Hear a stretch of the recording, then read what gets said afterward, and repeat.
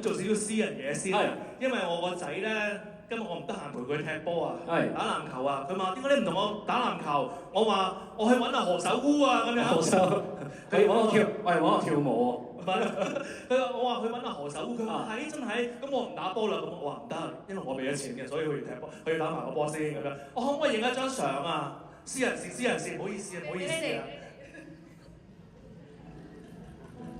真係唔好意思，多謝你。我今晚又有交差，歡迎譚輝志。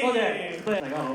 咦，計翻數咧，呢個年度咧，你應該係再次翻嚟多倫多喎。係啊，你嚟嘅時候係參加魅力凝聚新時代喎。係啊，半年多啦，咁就嚟過，咁啊都係好短暫嘅，就係2-3日。咁啊，今次就多一日，俾我可以品嚐下呢度。因為其實上次嚟咧，我都係走咗之後咧，有啲覺得好似要未睇清楚。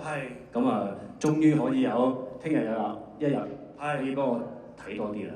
聽日係啦，聽日除咗彩排之外，相信仲有其他嘅地方可以去了解我哋多啲多倫多呢個城市，好冇？好啊！